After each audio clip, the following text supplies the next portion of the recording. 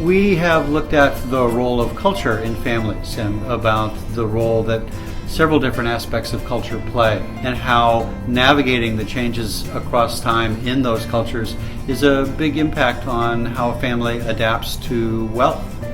These families are incredibly complex systems, and so we're adding even more complexity to it because every generation a family enterprise has to reinvent itself with new cast of characters and a new set of challenges. So we're using the cultural perspective to help families see how to bring them all together and move them across the generations, with many generations sometimes living and working side by side.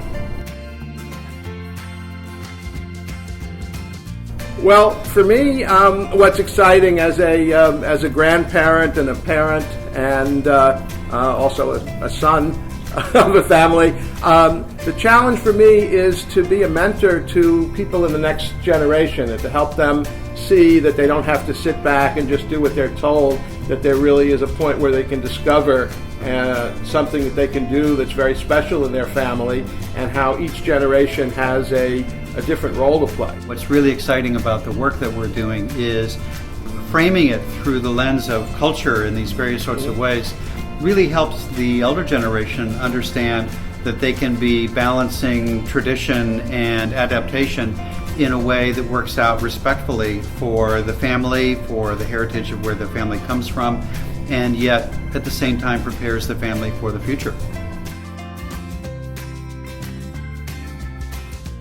It's such a complicated process for families to go through. One family member in the 15th generation of a family business said, we've gone through more change in the past 20 years than we did in the other 14 generations.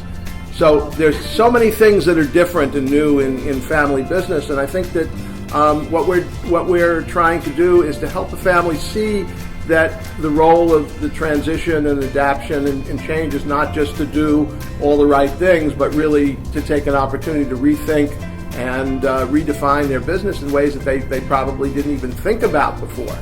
We find that the process of becoming very successful for families, nobody ever tells them the things that they're going to need to know once they become successful.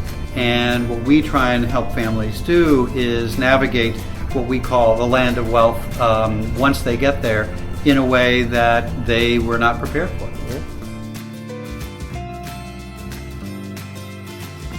It's amazing. I think all people that work with families find that families somehow, even though they've been together their whole lives, they're afraid to sit down and talk to each other. They're afraid things will get out of hand. They're afraid that people will make the wrong assumptions when they're actually already making the wrong assumptions. They're just not talking about them. That's right. And so families need a lot of help and hand-holding to feel comfortable doing what should be natural.